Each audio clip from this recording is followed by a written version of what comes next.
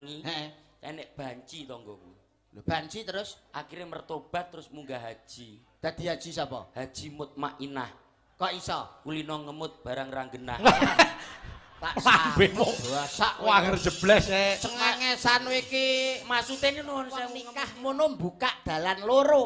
apa ya Pak? Sing siji dalane rejeki, sing loro dalane Bayi. barokah kok bayi itu. Barokah. Meneng ta kursi omong ah. Jangkrik ngentut. Apa? Ngentut pas rai. Iki lho bocange. Selamat malam Mas Cemple. Sugeng dalu bucange. Nyang Ponorogo tuku sate. Artinya Mas Yuda dawa rezekine. amin. Amin. Ayo arep-arekan apa? Tuku tahu cuma siji. Mas Terus Bayu banyak rezeki. amin. Tuku Amin. tahu dikelo semur.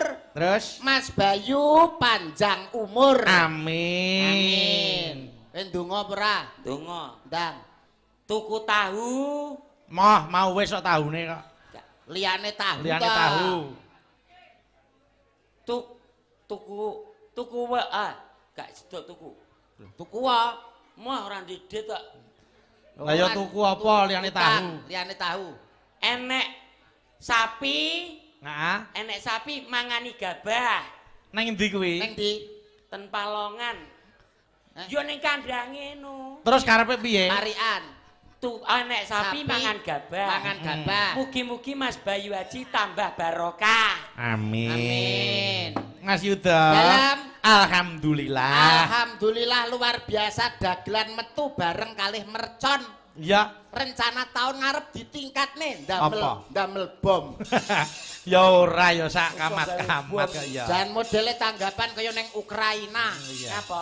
Ha kaya wong perang Dardor. dar-dar. 2 tahun penantian. Luar biasa. Awake dhewe saged sowan wonten mriki. Sowan teng daleme Bapak Haji Herwanto Herwanto nggih. dalam rangka ngunduh mantu. Ngunduh mantu. Niki besane saking tuwebeh besane.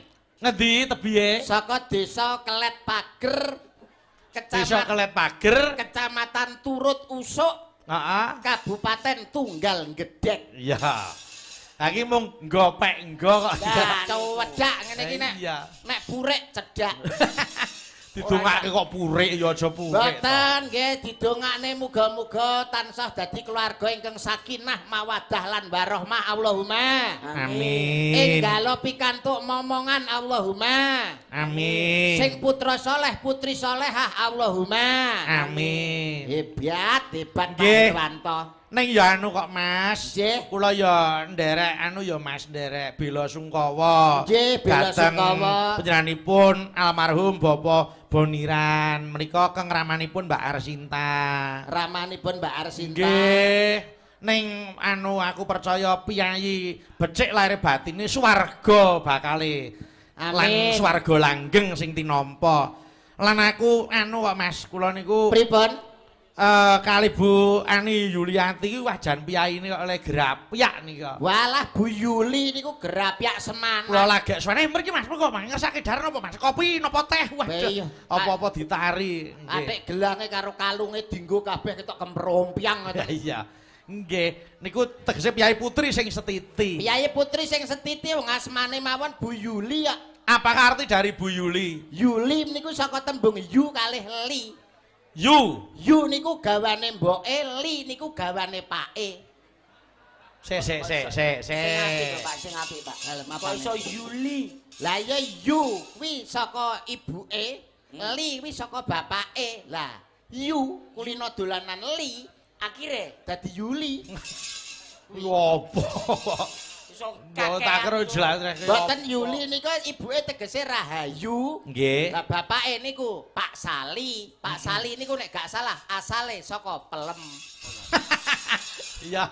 aduh ora asale Pelem Mas, kono Bu. daerah. Nggih. Oh, Tapi nggih. alhamdulillah luar biasa wong Ya. dasare mapan wonten Ponorogo. Nggih. Ponorogo menika piyayi ingkang hebat luar biasa. Pono Piyayi ki awas raga ki awak. Tegese Pono. piyayi kene iki kulino introspeksi diri, leres mawas diri. mawas diri milanipun nggih hebat luar biasa macet 2 kilo Mas. Ngono. Wah, pengen mirsani pagelaran wayang kulit Ki Bayu Haji Pamungkas macet 2 kilo. Heeh. Ya, tibat ning ndi? kono perapatan kono mlebu rene ki wis macet total. Lah kene mo yo rene apa-apa macet. Sing ndi? Sing kene mo yo sepi no. Metumu ngguri omah kok mosok enek dagelan nang jujuk pawon ngene ra.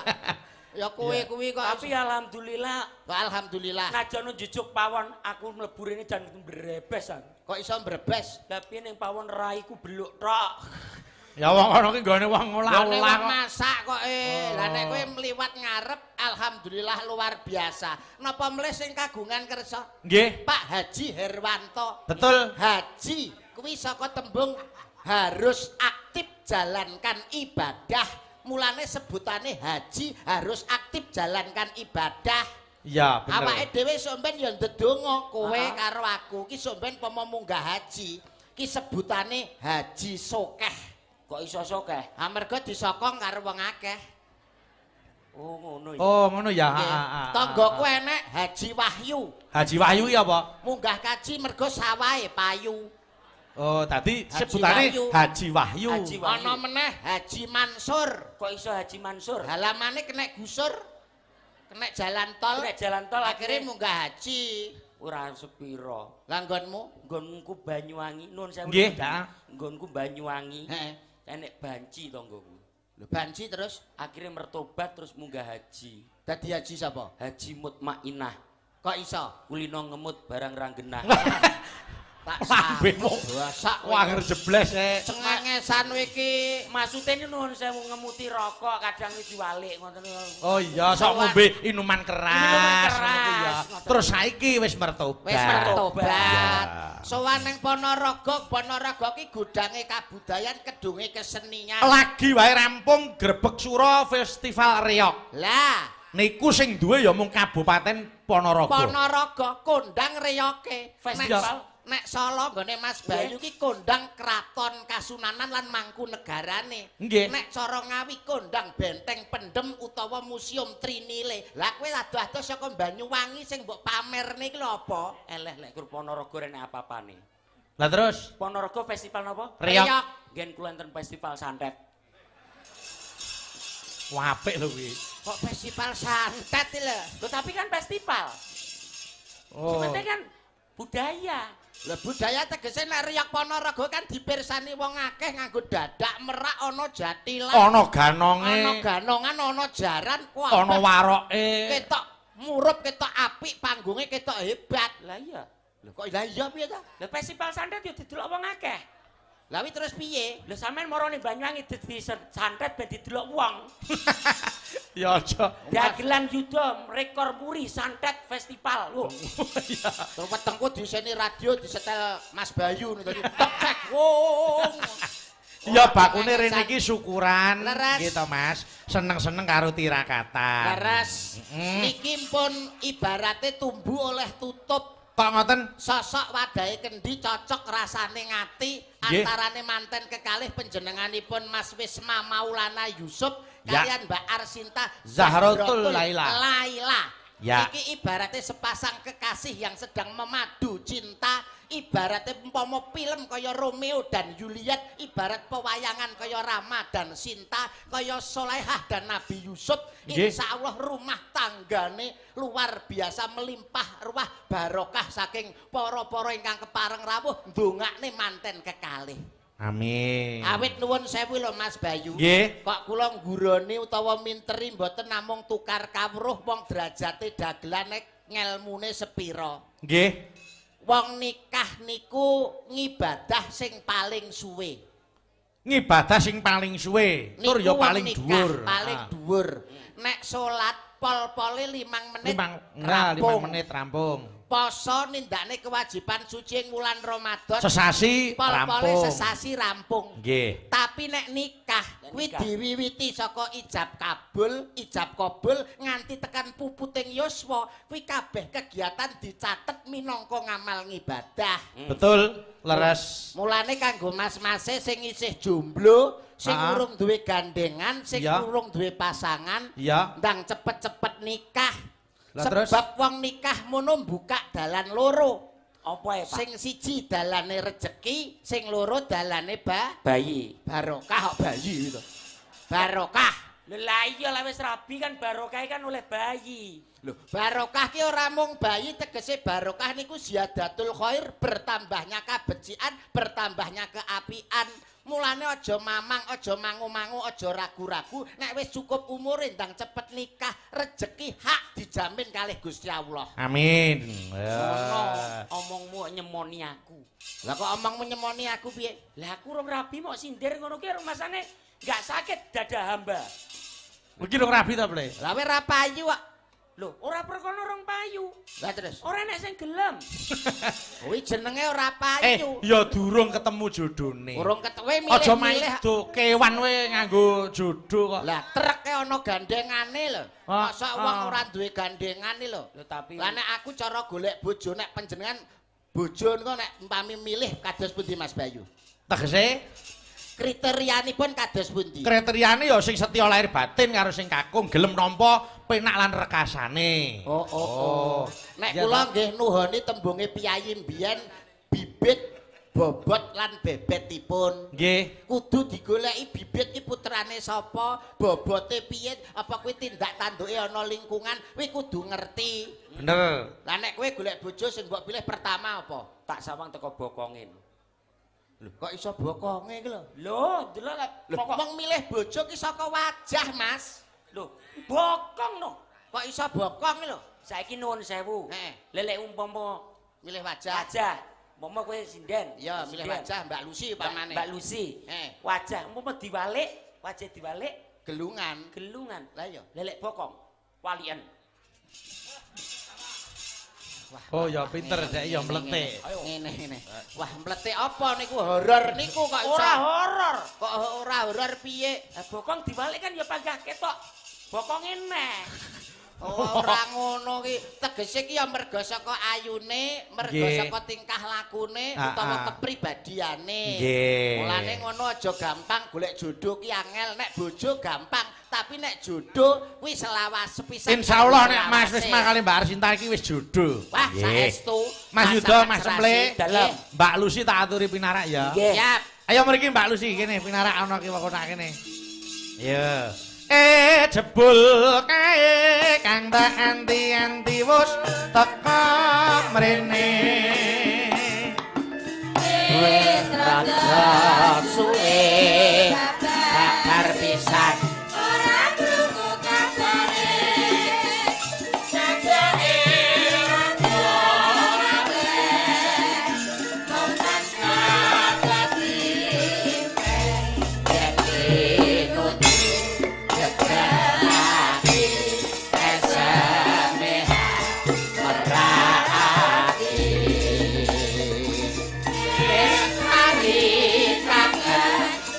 Muga-muga tansah tegak atiku dadi gegem amurane kaca mari kangen kula sira netra tajem.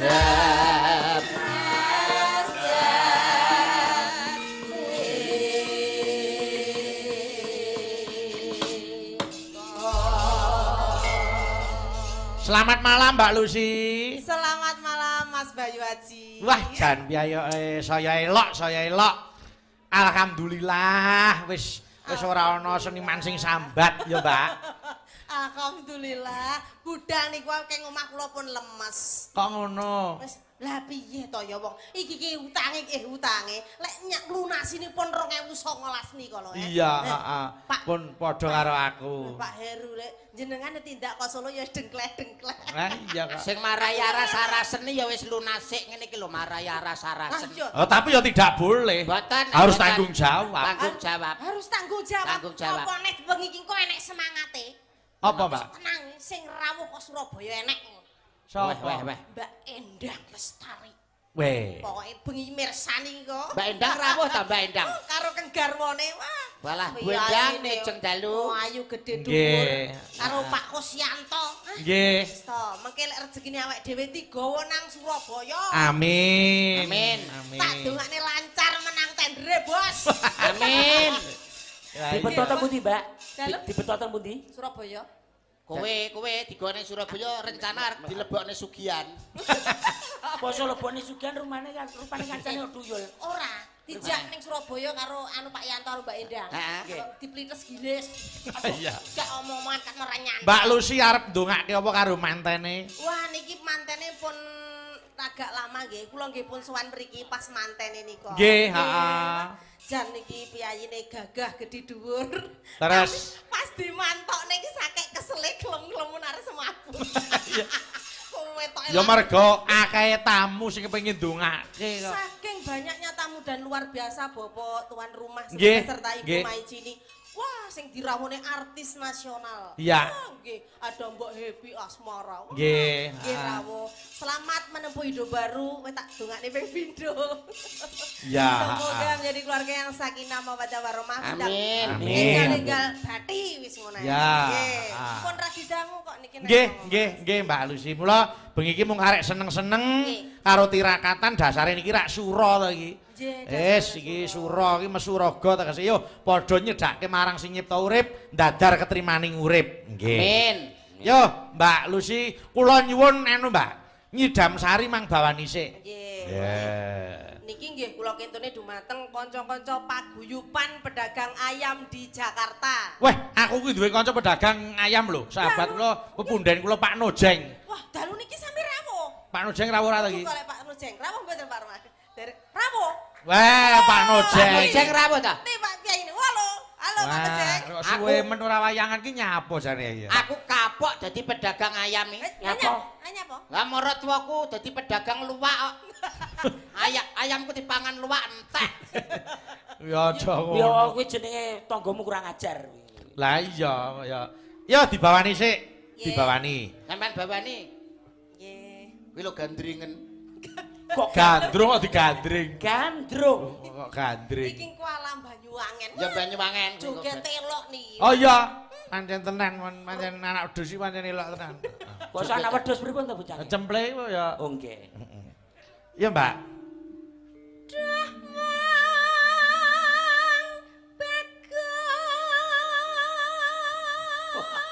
Suarane penak ra gelem becak lho. Hubungane iki apa? Bungane lho. Maksude niku suarane eco. Niki sing digandrung sinten? Aku ae ora iso kowe gandrung toprak ora iso kowe Banyuwangi no. Nggonku janger, Pak. Iki mikire kowe Aku dadi apa aku? Dadi lek awake dhewe ala ketoprakan. ketoprak. Kuwi ketoprakan alam Banyuwangen. Banyuwangi ku janger. Iya, Aku foto karo mantene kapok. Nyapa? Kaya wong mecicil. Kok iso? Lah kono dhuwur aku ndak fotoku ngene. Ya ora kok. Yo.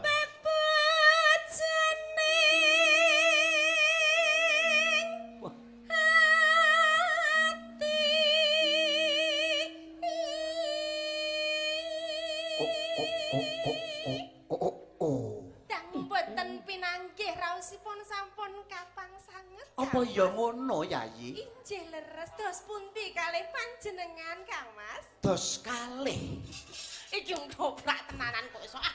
Apik, romane ketoprak apik. Sing wedok kaya Bedari Kumorate. Sing Lanang. Kaya komodo. Mama Jaya. Lah iya. Yayi garwanipun Kakang wong manis Maradiagi caketa marang pun Kakang. Cemple gen duwe dapukan to, ben Eh, ora mung ngah-ngingi ning Anu kono. dapuk kursi. Kursi, cemple dadi kursi. Dadi kursi. Ayo Ple, dadi kursi Ple. Wis ta? Pak, adu-adu kok Banyuwangi dadi Loh, kursi iki malah baku lho. Kursi ki penting lho. Heeh. akeh ora bayarane? Oke. Dadi kursi. Ayo, kursi. Kursi. Aku kursi iki piye? Yang ngene no, ngene. Ngene. Oh iya. Ah. Temper rupane kaya diklobrot. Nah, yo. Sik, kursi ta iki. Ya ya. Ya, kursi. Kang Mas, Yayi, monggo tindak wonten Taman Kaputren lho. sliramu Kang Mas. tak jak mlaku-mlaku ono Banyuwangi. sakjroning Taman Kaputren Injih kene monggo kene. Kang Mas. Adu-adu kursi. Meneng atau kursi omong ah. Jangkrik mentut. Apa? Ngentut pas rai. Iki lho. Cok apa? Lha mosok lek ngentut kok wong angop. Oh, iki kok iso. Iki gak ngentut ya. Ayo, kursine. Kursine siap. menang. Walah. Ayo. Alah. Yayi, coba aku kepengin midhangetake suaramu. Angel ram. Nah, Tekan ndi? Kon Jember. Tekan. kaya ngene wong nandang.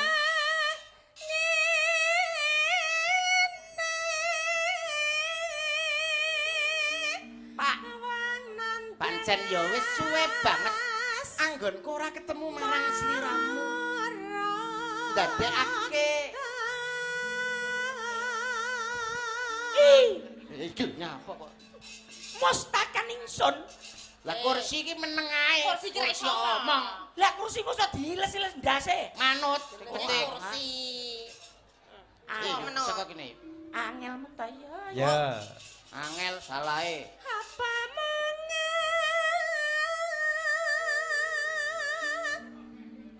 awakku Ayo. dhewe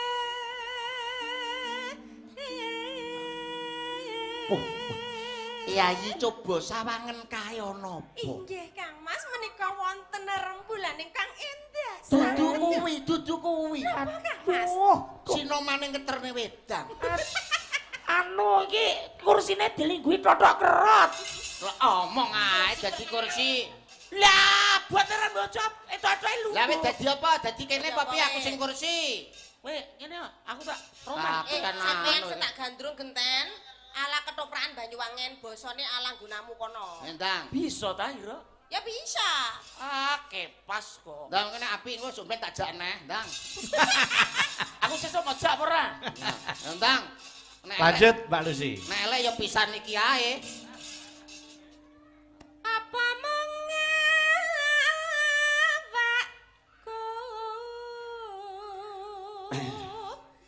dewe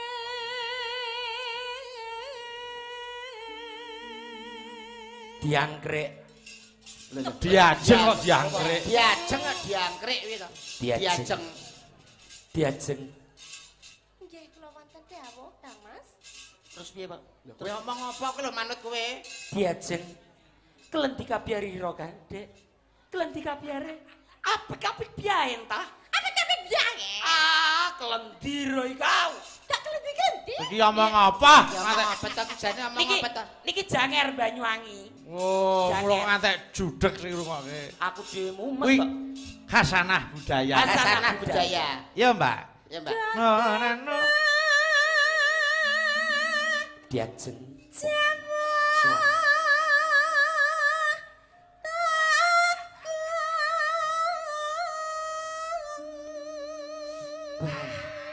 Aku ngrangkul sliramu Diajeng.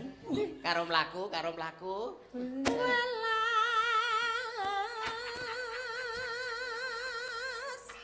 Monggo. Sinten ingkang badhe tumbas munyuk? Monggo. Kering Ngono.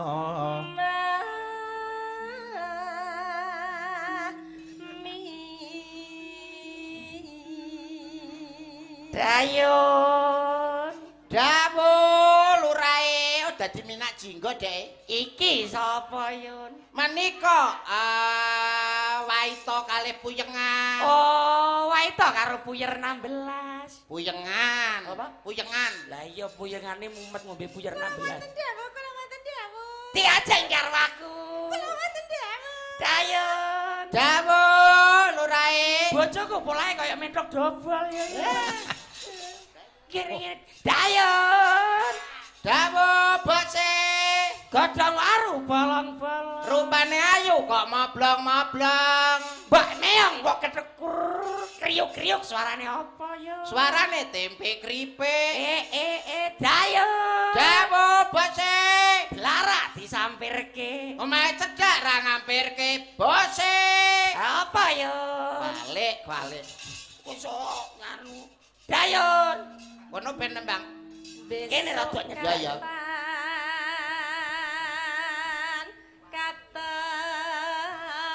Katakan Nenoe.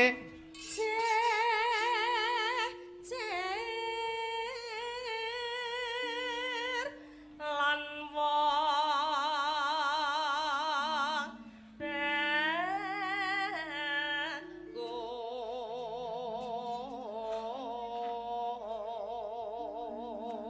upama sironah kuda Masiranah kuda tanpa parau sasat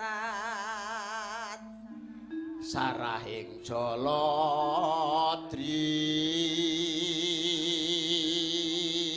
nyidam sari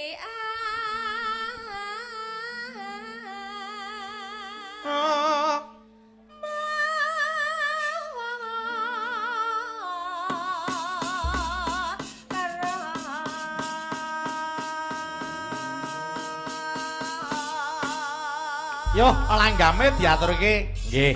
Engko kendangane Gonggo Mina gen dijogeti Mas Yuda karo Mas Semle. Siap. Oke, Maka. siap. Yo.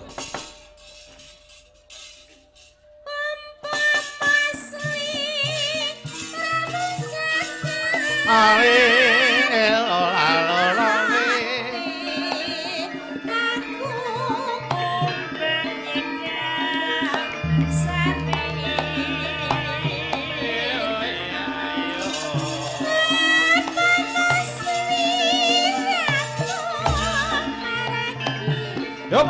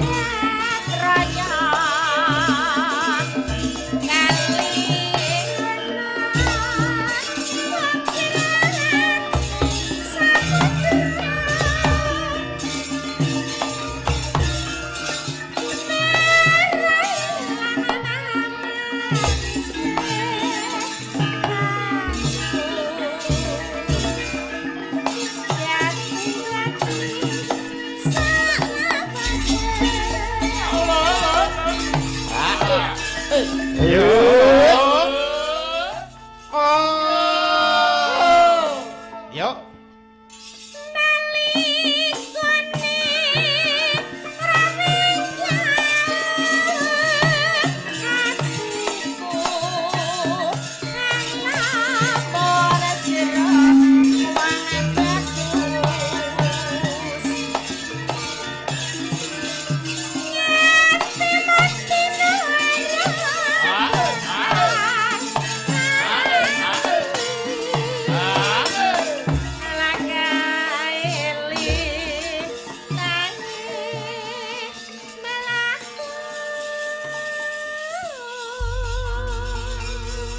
Matur sembah nuwun sampun dipun aturaken.